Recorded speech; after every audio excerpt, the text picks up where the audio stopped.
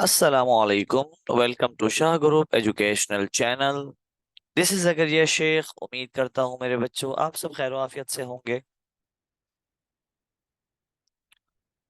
جیسے کہ آپ سب کے علم میں ہیں کہ ہم کلاس 9 کی اسلامیات پڑھ رہے ہیں، اور کلاس 9 کی اسلامیات میں پچھلی کلاس میں آپ کو اہم ترین ٹاپکس پڑھائے گئے۔ آج کی کلاس میں میرے بچوں ہم پڑھنے جا رہے ہیں حدیث نمبر 8، حدیث نمبر 9 اور حدیث نمبر 10۔ اہم ترین ٹاپک ہے میرے بچوں آج کا، توجہ کے ساتھ ملاحظہ فرمائیے گا۔ آئیے مزید دیکھ لیتے ہیں کہ کیا کیا ہمیں آج کے لیکچر میں ملنے والا ہے۔ تو یہ سب سے پہلے ہمارے سامنے ہے حدیث نمبر 8 کے حوالے سے روزے کی فضیلت اور روزے رکھنے کے دو فوائد۔ اس کے بعد ہم اس حدیث کے متعلق کچھ اہم MCQs ہیں انشاءاللہ وہ بھی دیکھیں گے۔ مختصر سوالات دیکھیں تو اس حدیث کے متعلق روزے کی فضیلت کے متعلق کوئی ایک حدیث۔ سوال نمبر 2، روزہ کن لوگوں پر فرض کیا گیا؟ سوال نمبر 3، روزہ کب فرض ہوا؟ اور سوال نمبر 4، روزہ رکھنے کے دو فوائد۔ یہ تو تھا حدیث نمبر 8 کا معاملہ کہ حدیث نمبر 8 کے متعلق کیا کیا پڑھنے جا رہے ہیں۔ حدیث نمبر 9 کے متعلق بھی بیٹا دیکھ لیجئے، ہم MCQs دیکھیں گے۔ مختصر سوال، حدیث کے مطابق ایک دن یا ایک رات کے جہاد کن دو عبادتوں سے بہتر ہے؟ اور بیانیہ سوالات میں حدیث رباط یوم ولیلہ کی روشنی میں وطن کی سرحدوں کی حفاظت کی فضیلت اور اہمیت، جبکہ حدیث نمبر 10 میں رعیت اور نگران کے فرائض۔ MCQs، مختصر سوالات میں رعیت کسے کہتے ہیں؟ سوال نمبر 2 ہوگا ہمارا نگران کے فرائض منصبی کیا ہیں؟ اور بیانیہ سوال ہوگا کہ حدیث کے مطابق تم سب نگران ہو کی وضاحت کریں۔ بغیر کسی تاخیر کے آج کا لیکچر کا آغاز کرتے ہیں۔ حدیث نمبر 8، من صام رمضان ایمانا و احتسابا غفر له ما تقدم من ذنبه، صحیح البخاری۔ ترجمہ، جس نے رمضان کے روزے ایمان اور ثواب کا کام سمجھ کر رکھے، اس کے سبب یعنی اس کی وجہ سے اس کے پچھلے سارے گناہ بخش دیے جائیں گے۔ تشریح ذرا ملاحظہ فرمائیے، پھر بات کرتے ہیں انشاءاللہ کہ لغت میں ڈکشنری میں صوم کا معنی باز رہنے اور رک جانے کے ہیں۔ شریعت میں عبادت کی نیت سے طلوع صبح صادق سے لے کر غروب آفتاب تک کھانے پینے اور ازدواجی تعلق سے رکنے کا نام روزہ ہے۔ روزہ اسلام کے بنیادی ارکان میں سے اہم رکن ہے۔ اس حدیث میں رمضان کے روزے فرض ہونا، رمضان کے روزوں کی اہمیت اور روزے کا باعث مغفرت ہونا بیان کیا گیا۔ روزہ سن 2 ہجری میں فرض ہوا اور روزہ تقوی پیدا کرنے کا ذریعہ۔ سورہ بقرہ میں اللہ فرماتا ہے کہ اے لوگو جو ایمان لائے ہو، مومنو تم پر روزے فرض کیے گئے ہیں جیسے تم سے پہلے لوگوں پر فرض کیے گئے تھے تاکہ تم پرہیزگار بن جاؤ۔ رمضان کے مہینے میں ہر عاقل، بالغ، مقیم اور تندرست، عاقل سے مراد عقل مند، بالغ سے مراد جو نکاح کی عمر کو پہنچ چکا ہو، مقیم سے مراد ہے جو اپنے شہر میں رہنے والا ہو، سفر میں نہ ہو، اور تندرست آدمی پر روزے رکھنا فرض ہے۔ نبی کریم نے فرمایا روزہ جہنم کی آنکھ سے ڈھال ہے۔ روزہ رکھنے سے انسان کی صحت بہتر رہتی ہے اور ضرورت مندوں کا احساس بھی پیدا ہوتا ہے۔ بیٹا اصل میں اس حدیث مبارکہ میں جو بھی آپ کے سامنے ہم نے پڑھی، من صام رمضان ایمانا و احتسابا غفر له ما تقدم من ذنبی، اللہ کے نبی فرماتے ہیں کہ جس نے رمضان کے روزے ایمان کی حالت میں رکھے تو اس کے پچھلے تمام گناہ معاف کر دیے جائیں گے۔ یعنی روزے جو ہیں وہ دراصل آپ کی مغفرت کا سبب ہے۔ صوم کا لفظ عربی میں استعمال کیا جاتا ہے، صوم کا اپنا معنی ہے رکنا۔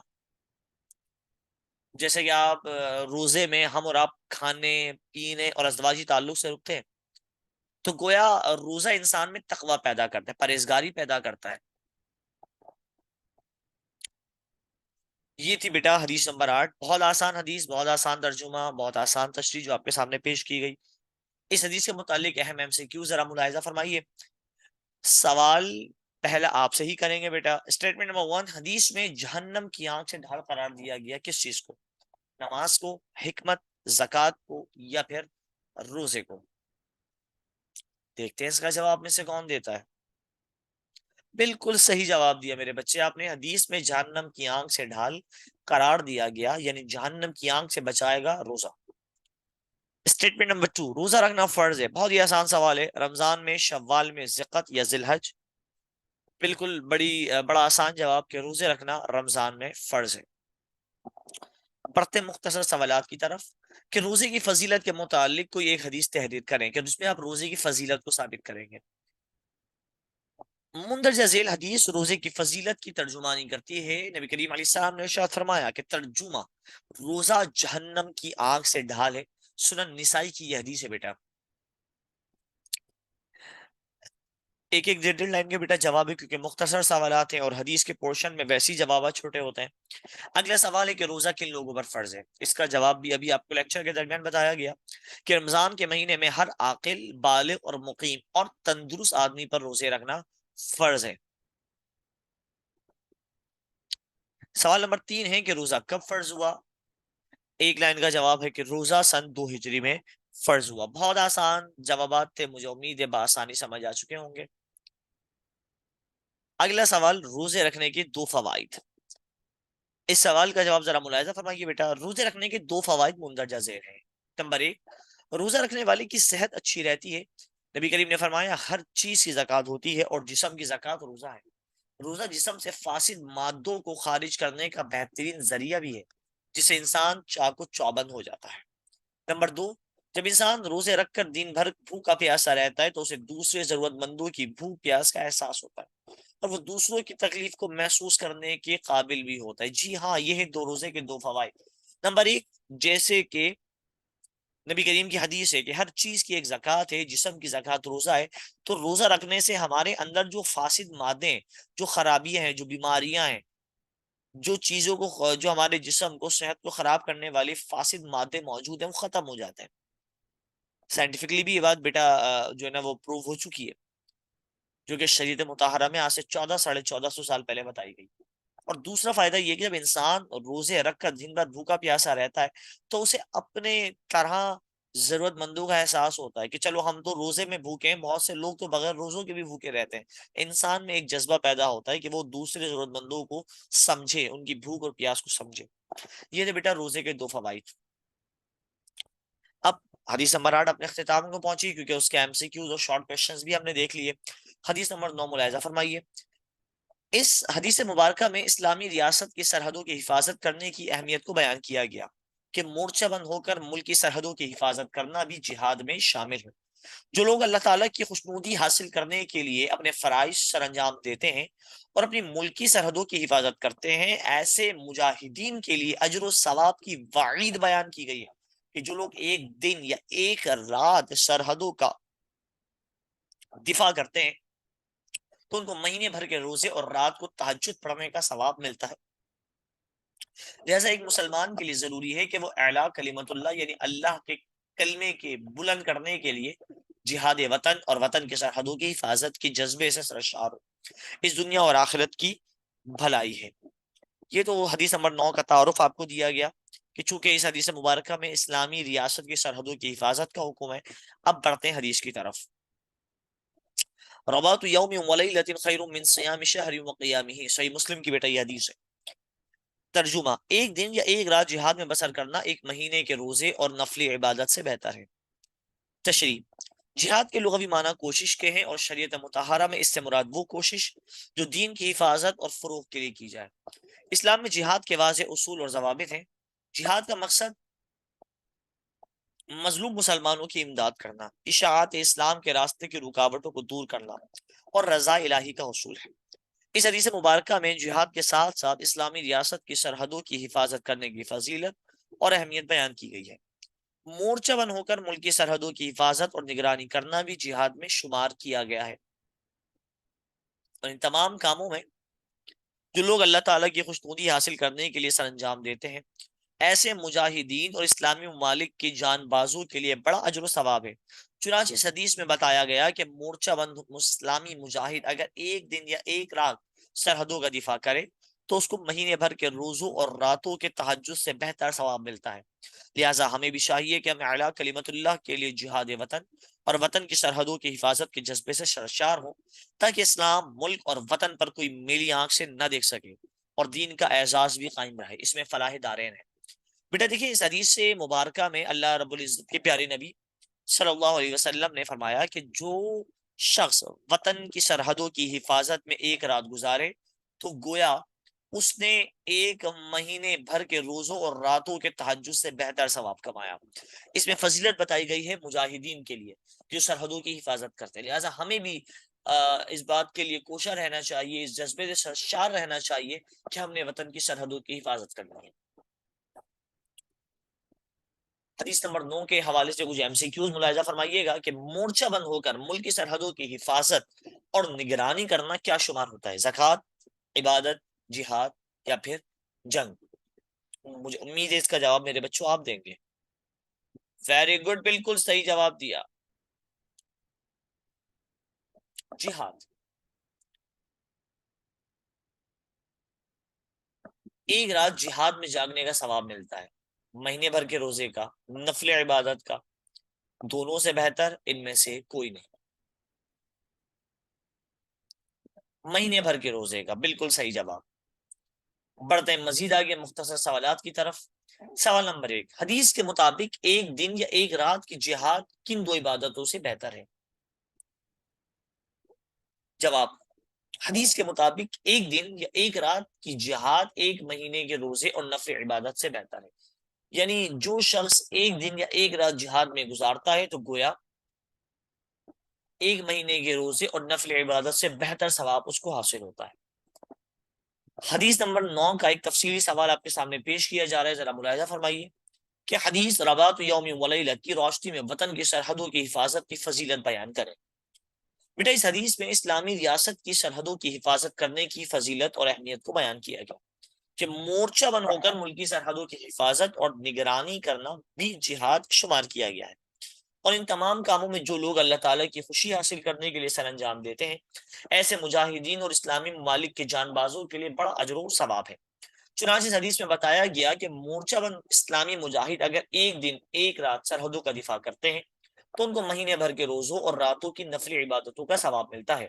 لہٰذا ہمیں بھی چاہیے کہ ہم اعلیٰ کلمت اللہ کے لیے جہاد، وطن اور وطن کی سرحدوں کی حفاظت کے جذبے سے سرشار ہوں، تاکہ اسلام اور وطن پر کوئی میلی آنکھ سے نہ دیکھ سکے اور دین کا اعزاز بھی قائم رہے۔ اس میں فلاح دارین ہے۔ بیٹا یہ تھی اس کی اہمیت اور فضیلت۔ اب حدیث نمبر 10 کی طرف ہم جا رہے ہیں، آخری حدیث ہے آج کے لیکچر کی۔ پہلے آپ کو تھوڑا سا تعارف دے دیا جائے حدیث کا۔ اس حدیث کی روح سے اللہ تعالیٰ نے ہر شخص کو اپنے ماتحت پر نگران مقرر کیا۔ ہر شخص پر کچھ نہ کچھ ذمہ داریاں عائد ہوتی ہیں جن کا وہ جواب دہ ہے۔ اس کے ماتحت رہنے والے محکوم افراد کو رعیت کہا جاتا ہے، اور نگران کے فرائض میں شامل ہے کہ وہ اپنے ماتحتوں کی تربیت اور اصلاح کا ذمہ دار ہے۔ اس حدیث مبارکہ میں بتایا جائے گا کہ ہر شخص اپنے اعمال کا جواب دہ ہے، مگر اگر کسی شخص کے پاس کوئی منصب یا ذمہ داری ہے تو اس کے ماتحتوں کے بارے میں اس سے باز پرس ہوگی۔ بادشاہ سے پوری قوم کے حقوق اور تحفظ کے بارے میں پوچھا جائے گا، شوہر سے بیوی بچوں کی کفالت، بیوی سے گھر کے متعلق، ملازم سے اس کے کام کے متعلق، استاد سے شاگردوں کے متعلق ضرور پوچھا جائے گا، اور اسی سوال جواب سے اس کی جزا اور سزا کا فیصلہ کیا جائے گا۔ آسان لفظوں میں بیٹا یہ سمجھ لیجئے، ایک ہے نگران، ایک ہے رعیت۔ مثال کے طور پہ میرے بیوی بچے میری رعیت میں آئیں گے اور میں ان کا نگران ہوں۔ بیوی چونکہ گھر کے معاملات دیکھتی ہے تو بیوی سے اس کے گھر کے متعلق پوچھا جائے گا۔ اگر میں کسی کا ملازم ہوں تو مجھ سے پوچھا جائے گا کہ میں نے اس ملازمت میں کتنا حق ادا کیا۔ استاد سے شاگردوں کے متعلق پوچھا جائے گا کہ آپ نے کہاں حق کا ہو کیا ان کو علم سکھایا۔ تو ہر شخص نگران ہے اور اس کے ماتحت ہر قسم کا سوال جواب بروز حشر کیا جائے گا۔ حدیث ملاحظہ فرما لیجیے، کلکم راع وکلکم مسئول عن رعیتہ، صحیح بخاری کی بیٹا یہ حدیث ہے۔ ترجمہ، تم سب نگران ہو اور تم سے تمہاری نگرانی میں موجود افراد اور رعایا کے بارے میں باز پرس یعنی سوال جواب کیا جائے گا۔ تشریح ذرا دیکھیے گا کہ اس دنیا میں ہر شخص پر کچھ نہ کچھ ذمہ داریاں عائد ہوتی ہیں جن کا وہ جواب دہ ہے۔ یہ ذمہ داریاں حقوق اللہ، حقوق العباد کی شکل میں بھی ہیں۔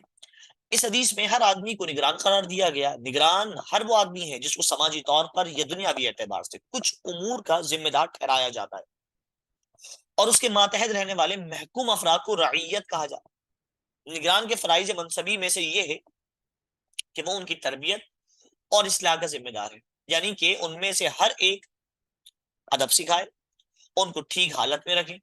رسول اکرم کا ارشاد ہے، تمام اہل ایمان کی مثال ایک جسم کی سی ہے، اگر جسم کے کسی حصے کو تکلیف پہنچتی ہے تو پورا جسم دکھ اور درد سے بے چین ہو جاتا ہے۔ اس حدیث میں یہ بتایا جا رہا ہے کہ قیامت کے دن ہر ایک آدمی اپنے اعمال کا حساب کتاب تو دے گا، لیکن اگر کسی کے پاس دنیا میں کوئی عہدہ یا منصب یا ذمہ داری تھی تو اس کے ماتحتوں کے بارے میں بھی اس سے سوال جواب ہوگا۔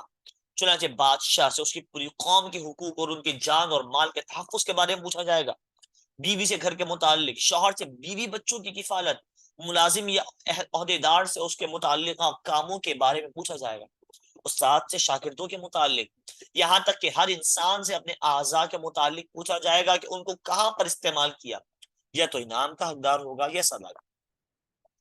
بیٹے حدیث نمبر 10 میں اللہ کے نبی فرماتے ہیں کہ تم سب نگران ہو، تمہاری رعیت میں تمہارے انڈر جو جو چیزیں آتی ہیں سب کے بارے میں پوچھا جائے گا۔ مثال کے طور پہ اگر میں باس ہوں، میرے انڈر 50 لوگ کام کرتے ہیں، تو مجھ سے پوچھا جائے قیامت میں کہ آپ نے 50 کے حقوق ادا کیے کہ نہیں کیے۔ میں استاد ہوں، میں بچوں کو پڑھاتا ہوں، تو مجھ سے پوچھا جائے گا کہ آپ نے بچوں کو پڑھانے کے لیے پورا حق ادا کیا۔ بیوی سے گھر کے متعلق پوچھا جائے گا کہ بیوی عورت کے تو نے گھر کے تمام حقوق ادا کیے تھے۔ باپ سے اس کی اولاد کے متعلق پوچھا جائے گا۔ لہٰذا ہر شخص نگران ہے، لہٰذا ہمیں چاہیے کہ اگر کوئی عہدہ ہمارے پاس ہے تو ہم اس میں مکمل طریقے سے اس کا حق ادا کریں، کیونکہ ہم سب نگران ہیں حدیث مبارکہ کے مطابق، اور ہماری رعیت میں جو جو چیزیں آتی ہیں سب کے بارے میں سوال جواب کیا جائے گا۔ پڑھتے ہیں MCQs کی طرف۔ حدیث میں ہر آدمی کو قرار دیا گیا، بیٹا کیا؟ انسان، رعیت، نگران یا حکمران؟ دیکھتے ہیں آپ میں سے اس کا جواب کون دے گا۔ ویری گڈ، بالکل صحیح جواب دیا، ہر آدمی کو قرار دیا گیا نگران۔ محکوم افراد کو کیا کہا جاتا ہے؟ نگران، رعیت، حکمران یا پھر آدمی؟ دیکھتے ہیں آپ میں سے اس کا جواب کون دے گا۔ بالکل صحیح جواب دیا میرے بچے نے، محکوم افراد کو کہا جاتا ہے رعیت۔ مختصر سوالات کی طرف ہم بڑھنے جا رہے ہیں۔ پہلا سوال، رعیت کسے کہتے ہیں؟ اس کا جواب آپ کو لیکچر میں مل چکا ہے، لیکن پھر بھی ایک بار آپ کے سامنے ذکر کیا جا رہا ہے، توجہ سے ملاحظہ فرمائیے۔ کسی کے تحت رہنے والے محکوم افراد کو رعیت کہا جاتا ہے۔